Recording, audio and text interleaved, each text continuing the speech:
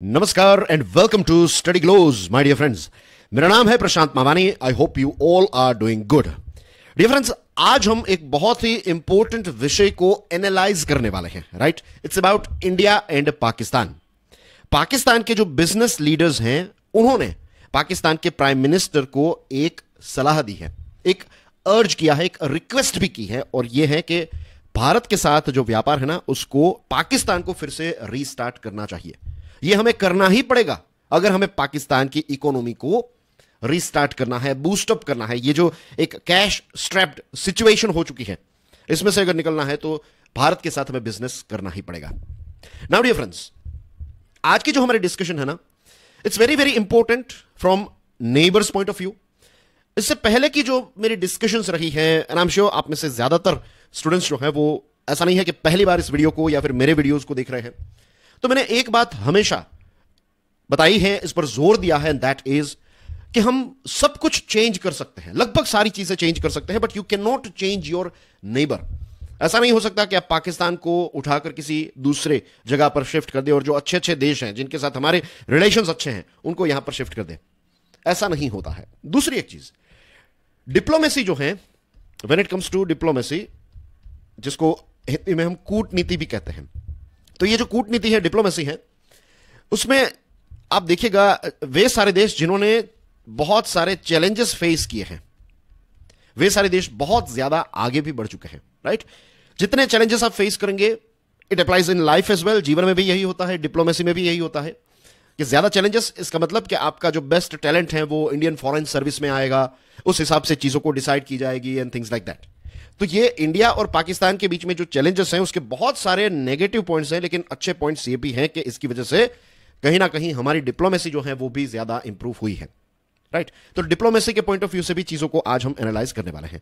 चलिए, सबसे पहले तो ये जो लेटेस्ट अपडेट है उस पर थोड़ी एक नजर डालते हैं। तो एक इंटरएक्टिव सेशन रहा, as you can see on your screen. Pakistan के प्राइम मिनिस्टर हैं ये शहबाज शरीफ।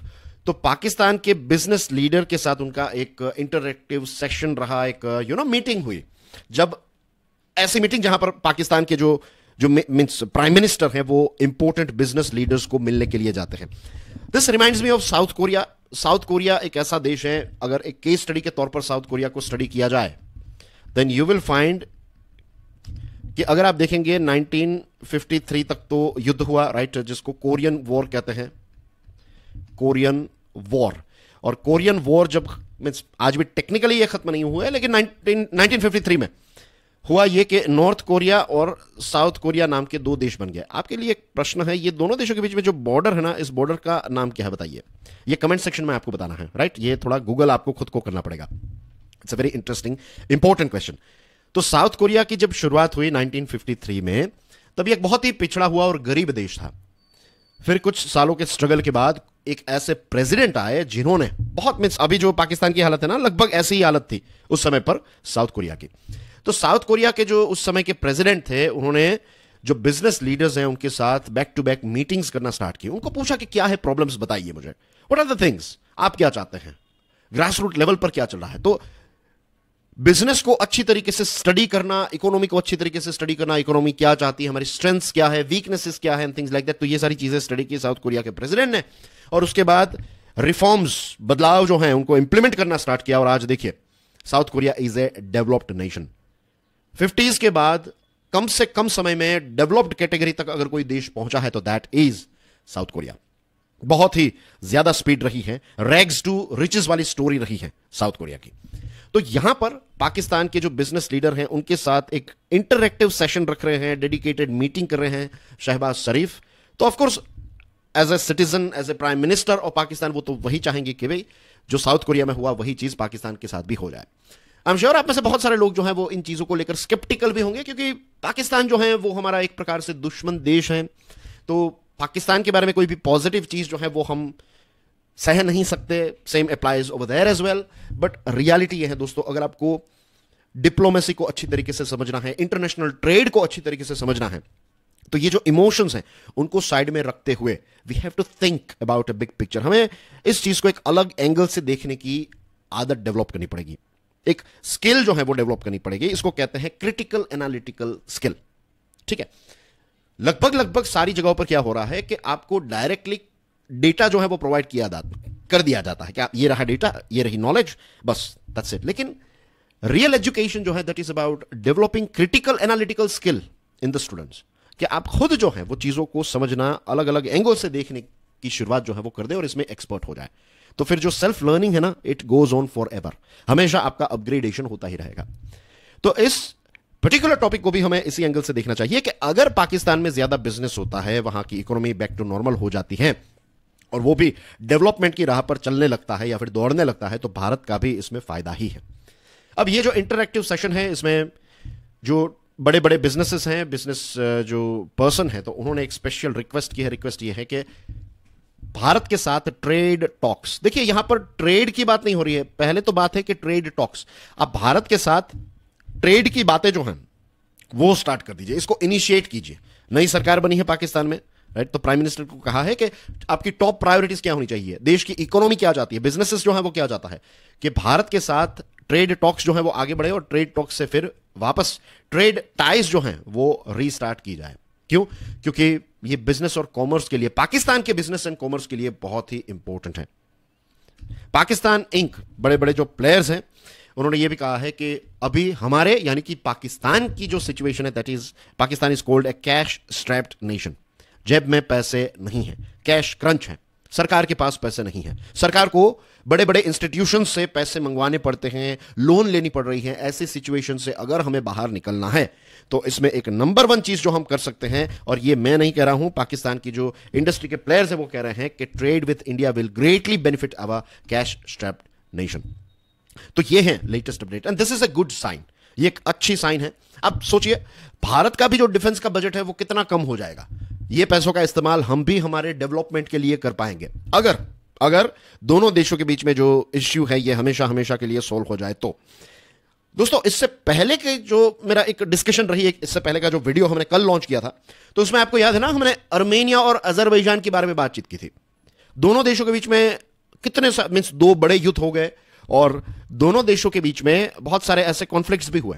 लेकिन अब पॉजिटिव खबर जो वहां से हमें पढ़ने को मिल रही है, दैट इज कि दोनों देश जो हैं उन्होंने बाउंड्री मार्कर जो है, पहला बाउंड्री मार्कर जो है वो सेटअप कर दिया है। बहुत सारे लोगों को ये चीजें जो है वो इंपॉसिबल सी लगेगी, लेकिन I would like to remind you कि जब हमने पोखरण न्यूक्लियर टेस्ट किया, उसके बाद यूएसए जो है वो हमारे पीछे हाथ धोकर पड़ गया था, हमारे ऊपर सैंक्शंस और ये सारी चीजें भी लगा दी थी। तो यूएसए और इंडिया के रिलेशंस अगर आप देखेंगे तो उतने अच्छे नहीं रहे हैं।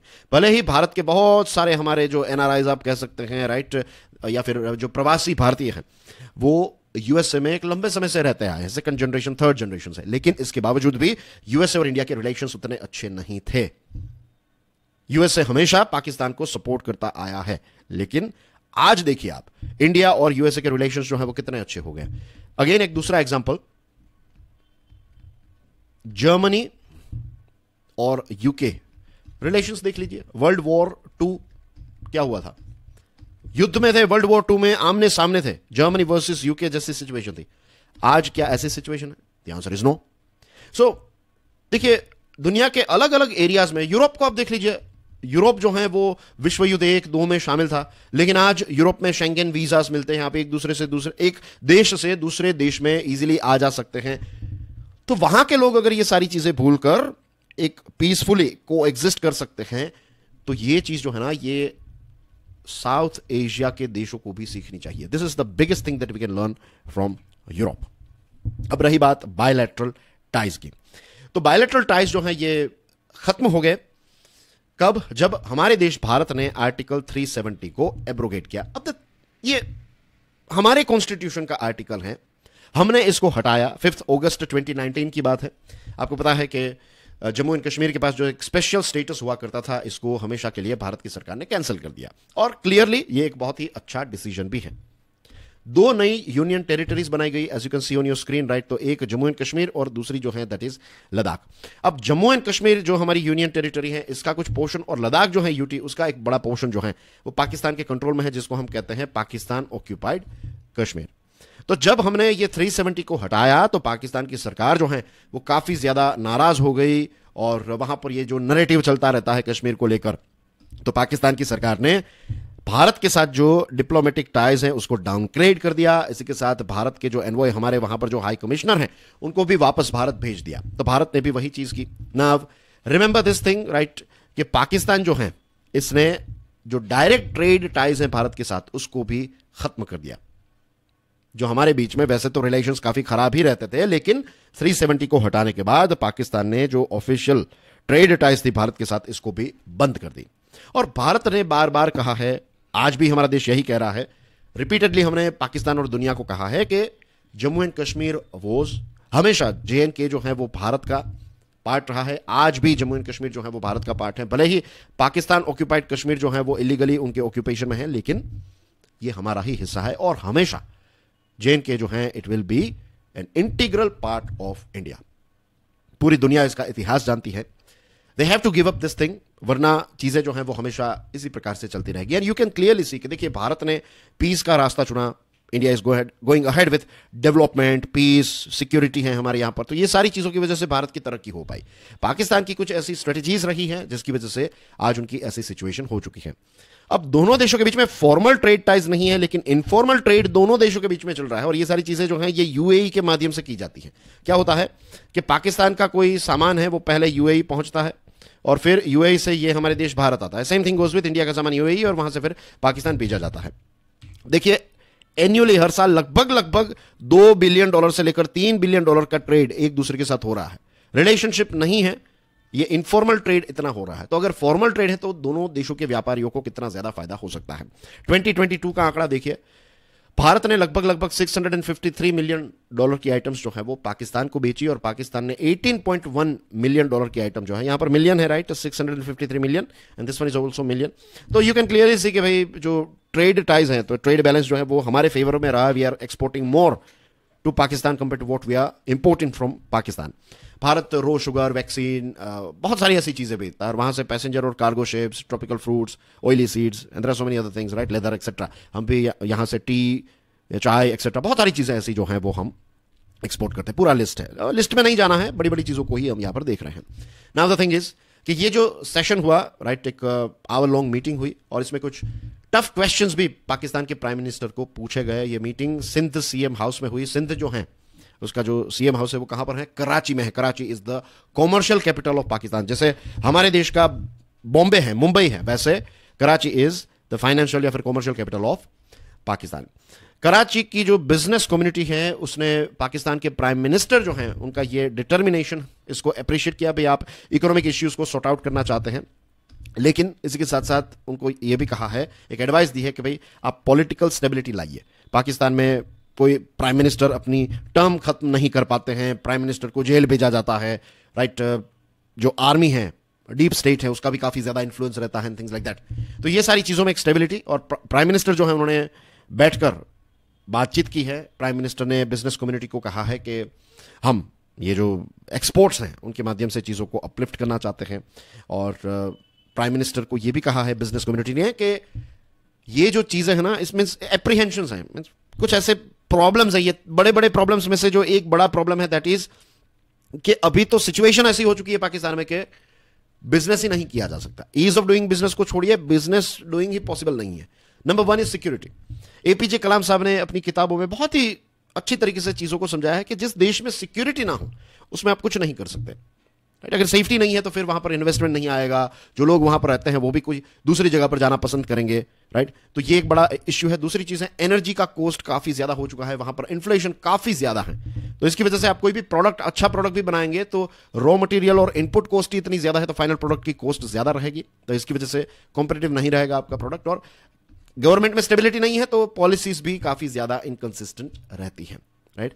कुछ डील्स के बारे में बात हुई है, जैसे कि आपने कुछ हैंडशेक्स किए, इसके बारे में मेंशन किया गया कि कैसे आपने IMF के साथ डील की तो पाकिस्तान को थोड़ा सपोर्ट मिल गया। वैसे ही जो अदियाला जेल में बंद है, यानी कि जो इमरान खान हैं, उनके साथ भी आप कोई पैचअप कीजिए, राइट। पॉलिटिकल स्टेबिलिटी आएगी। प्राइम मिनिस्टर ने यह कहा है कि आपके जो भी पॉइंट्स है वो सारे के सारे पॉइंट्स मैंने नोट डाउन किए हैं, ऐसी एश्योरिटी दी है। और इसके साथ उन्होंने ये भी कहा है कि ये जो बिजनेस के लोग हैं ये बड़े दिमाग वाले हैं, उनके पास बड़े बड़े प्रॉब्लम्स, चैलेंजेस के सॉल्यूशंस हैं।